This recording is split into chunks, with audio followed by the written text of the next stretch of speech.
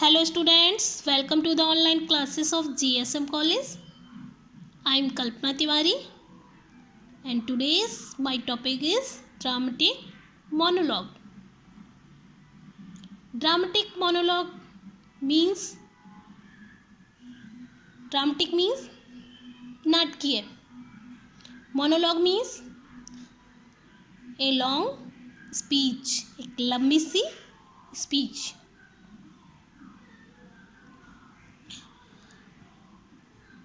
Dramatic monologue. The word mono means one और single. Mono means one या फिर single, मतलब कुछ भी, दोनों का means एक ही है, अकेला. Log. The word log means speech. Monologue means a long speech by one person. Monologue means एक लंबी सी speech by one person, जो किसी एक व्यक्ति के द्वारा दी गई हो. ड्रामेटिक को ड्रामेटिक क्यों बोला जाता है, नाटकीय क्यों बोला गया? Because it has some dramatic qualities, क्योंकि इसके अंदर कुछ ड्रामेटिक क्वालिटीज हैं, कुछ ड्रामेटिक गुण हैं. As character, plot and speech. इसमें हम करेक्टर देखते हैं, हमको प्लॉट मिलता है इसमें ड्रामेटिक मोनोलॉग में, एंड स्पीच देखने को मिलती है. स्पीच पे तो ये पूरा लिखा ही गया है. इसमें कौन कौन से एलिमेंट होते हैं, तत्व. Mostly in a dramatic monologue we find mental conflict. Dramatic monologue में मोस्टली हम क्या देखते हैं, मेंटल कॉन्फ्लिक्ट को देखते हैं, एंड इमोशनल प्रेशर को देखते हैं. मेंटल कॉन्फ्लिक्ट मीन्स मानसिक अंतर्द्वंद, मानसिक असंतोष, मानसिक अंतर्द्वंद, जो अंदर ही अंदर कुछ ना कुछ सोच रही हूँ. एंड इमोशनल प्रेशर मीन्स भावनात्मक दबाव. इमोशनल प्रेशर मीन्स क्या होता है, भावनात्मक दबाव. And its origin, dramatic monologue takes its origin in ancient Greek tragedy. We find dramatic monologue in ancient Greek tragedy. हम सब प्रथम ड्रामेटिक मोनोलॉग को देखते हैं एशियंट ग्रीक ट्रेजेडीज में. इसके बाद ड्रामेटिक मोनोलॉग जो देखा गया है वो इंग्लैंड में कब आया, इन द एज ऑफ रिनेशा. रिनेशा के टाइम पे ड्रामेटिक मोनोलॉग का यूज़ किया गया है, जो कि शेक्सपियर ने किया है अपने ट्रेजेडीज में. Shakespearean age is also known as the age of renaissance and Elizabethan age, because Queen Elizabeth is also on throne.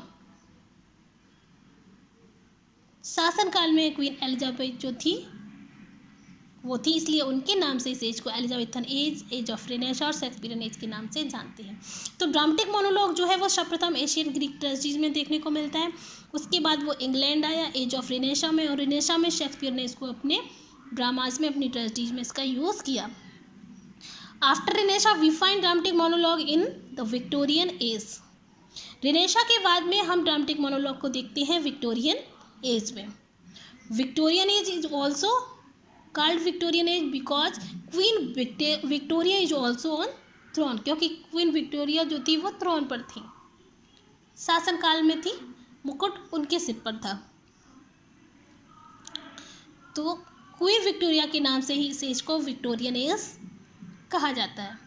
In Victorian age we find two most famous poets as Tennyson and Robert Browning. Victorian age में हम दो बहुत ज़्यादा famous Victorian poet को देखते हैं, वो है एक टेनिसन और एक Robert browning. Tennyson is also a pessimistic poet. Tennyson जो है वो एक पैसिमिस्टिक पोइट है, मीन्स निराशावादी कवि. And Robert Browning is also known as optimistic poet. Robert Browning is just opposite to Tennyson. Robert Browning बिल्कुल अपोजिट थे Tennyson की, और उनको ऑप्टिमिस्टिक पोइट के नाम से जाना जाता है. ऑप्टिमिस्टिक पोइट मीन्स आशावादी एंड पैसिमिस्टिक पोइट मीन्स निराशावादी. दोनों एक दूसरे के अपोजिट थे. But we find dramatic monologue in Robert Browning's poems also and Tennyson poem Ulysses. also. Robert Browning wrote many poems as My Last Touches, Last Ride Together, Evelyn Hope, Porphyria's Lover, etc. And Tennyson used dramatic monologue in his famous poem Ulysses.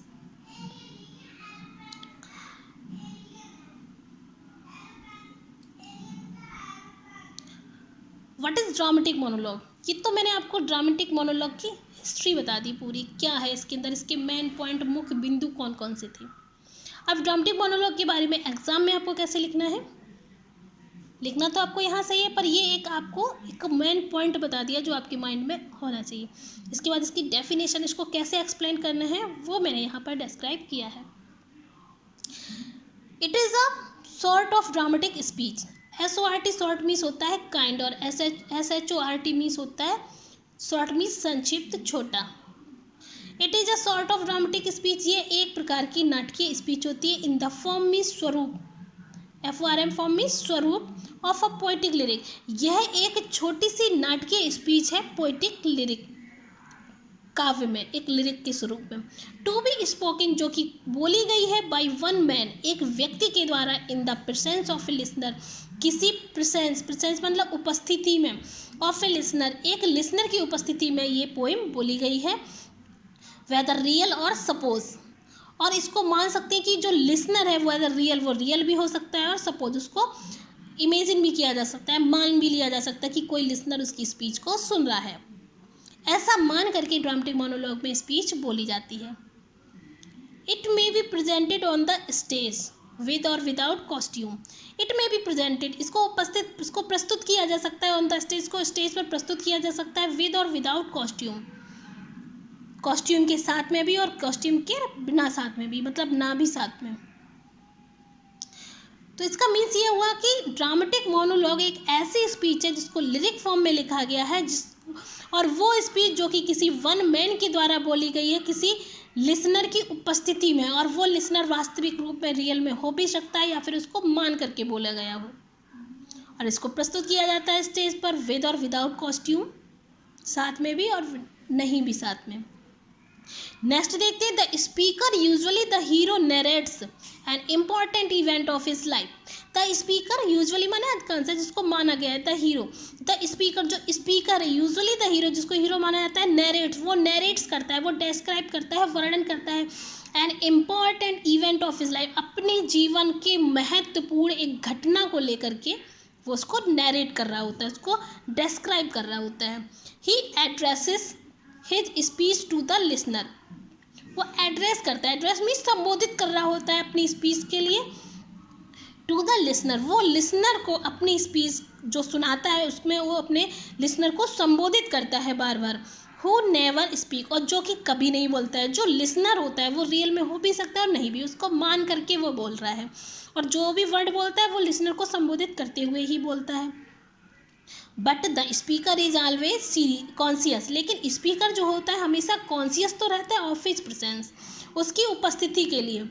जो वक्ता होता है, जो hero होता है, जो narrator होता है, जो बोल रहा होता है, वो हमेशा ये महसूस करता है कि सुनने वाला जो व्यक्ति है उसकी बात को जागरूक होकर के सुन रहा है, लेकिन जो व्यक्ति सुन रहा होता है वो कभी भी बोलता नहीं है, बोलता सिर्फ नरेटर ही है, लेकिन वो ऐसा मान करके बोलता है कि उसकी स्पीच को कोई सुन रहा है, लेकिन वास्तविक रूप में कोई सुन भी सकता है या फिर सिर्फ मान लीजिए कि वो आपकी स्पीच को सुन रहा है।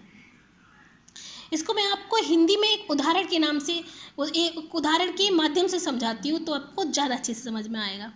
जैसे कि मान लीजिए आप किसी पर्सन को बिल्कुल भी पसंद नहीं करते हैं और वो व्यक्ति आपके घर में आ जाता है और आपको बहुत गुस्सा आ रहा है, लेकिन आप उसके सामने कुछ भी नहीं बोल सकते क्योंकि फैमिली मेम्बर्स आपके सामने बैठे हुए हैं, आप उस इंसान को कुछ भी नहीं सुना पा रहे हैं, और आप क्या करते हैं, आप अकेले कमरे में जाते हैं और अकेले कमरे में खड़े होकर के उस इंसान को संबोधित करते हुए बहुत सारा सुना देते हैं कि तुम ऐसे हो वैसे हो, तुम्हारी ये कमी है, तुमने ये बोला वो बोला, जबकि वो व्यक्ति जो होता है वो आपकी बात को नहीं सुन रहा होता है।